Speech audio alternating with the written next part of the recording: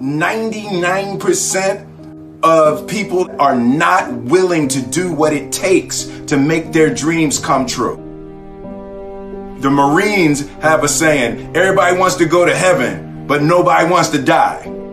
The center of bringing any dream into fruition is self-discipline. You know, something as simple as food and eating. It's not about your body as much as it is about your mind. It's getting command of your mind to be able to choose actions that are in your own best interest.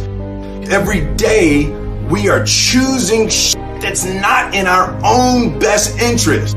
So if the world is attacking you and the world wants to fight you and the world's trying to hold you down, so you're gonna kick yourself in the balls? So you're gonna stop yourself from getting what you dream. And I think the word discipline has kind of gotten a bad name. We think about it in terms of punishment. I'm not talking about discipline in that way. I'm talking about discipline in the sense that you forego immediate pleasure for the exchange of long-term self-respect. I believe that self-discipline is the definition of self-love. That when you say that you love yourself, that means that you have behavior towards yourself that is loving. Self-discipline is the center of all material success. You cannot win the war against the world if you can't win the war against your own mind.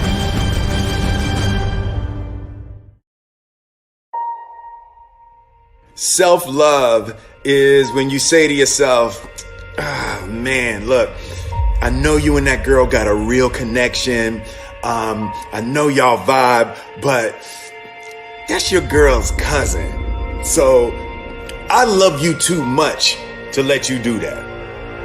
It's like you say to yourself, hey man, look, I know you want to eat that pizza and it'll be really good, but I can't let you eat that, man, because if you eat that pizza, you're going to feel like shit, and I love you too much to let you eat that.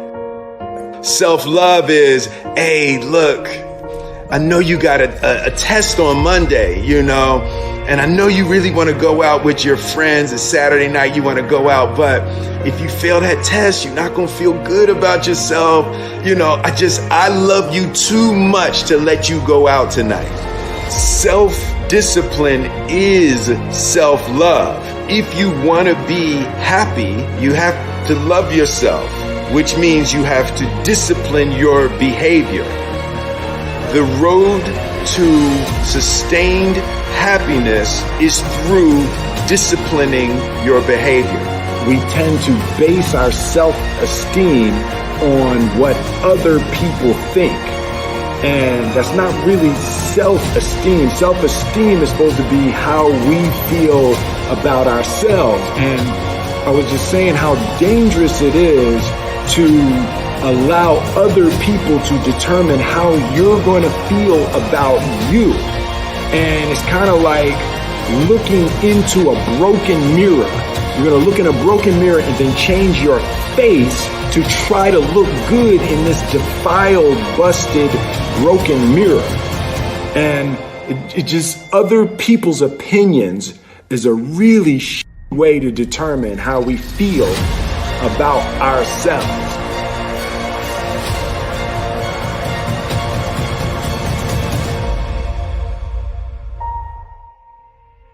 It don't matter whose fault it is that something is broken if it's your responsibility to fix it. For example, it's not somebody's fault if their father was an abusive alcoholic, but it's for damn sure their responsibility to figure out how they're going to deal with those traumas and try to make a life out of it. It's not your fault if your partner cheated and ruined your marriage, but it is for damn sure your responsibility to figure out how to take that pain and how to overcome that and build a happy life for yourself. Fault and responsibility do not go together. It sucks but they don't. When something is somebody's fault, we want them to suffer. We want them punished. We want them to pay. And we want it to be their responsibility to fix it. But that's not how it works, especially when it's your heart. Your heart, your life, your happiness is your responsibility and your responsibility alone. As long as we're pointing the finger and stuck in whose fault something is, we're jammed and trapped into victim mode. When you're in victim mode, you're stuck in suffering. The road to power is in taking responsibility. Your heart, your life, your happiness is your responsibility and your responsibility alone. You can make a person smile, you can make a person feel good, you can make a person laugh, but whether or not a person is happy is deeply and totally and utterly out of your control. The prerequisite for spending time with any person is that they nourish and inspire you. They feed your flame. Look at your last 5 text messages. Are those people feeding your flames or dousing your fire? Put your phone down for just a second and look around. Look to the people around you. Are those people throwing logs on your fire or are they pissing on it?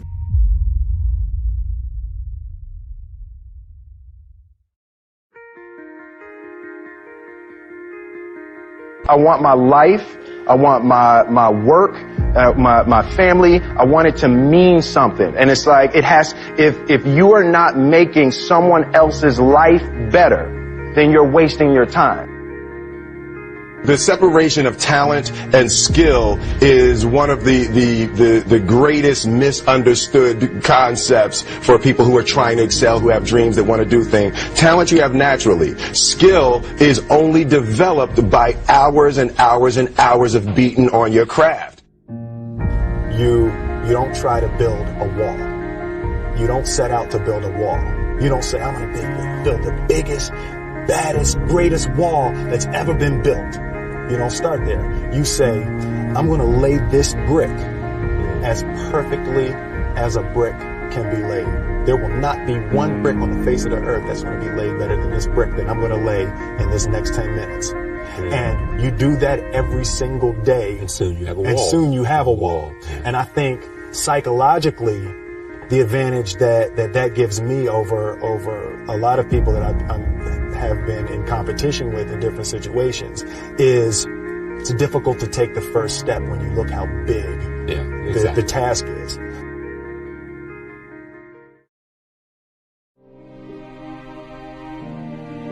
The definition of who I am is very clear to me, and it also redefines who I want to be, in that I know for a fact that I'm stronger than I thought I was.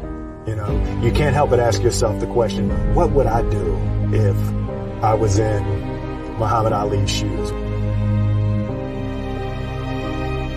I'm motivated by fear. I hate being scared to do something. And I think what developed in my early days was the attitude that I started attacking things that I was scared of. Why were you scared in your bed the night before?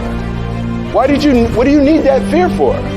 Just don't go. Why are you scared in your bed 16 hours before you jump? Why are you scared in the car? Why could you not enjoy breakfast? Fear of what? You're nowhere even near the airplane. Everything's up to the stepping out. There's actually no reason to be scared. It only just ruins your day. You don't have to jump. And then in that moment, all of a sudden, where you should be terrified is the most blissful experience of your life. And God placed the best things in life on the other side of terror.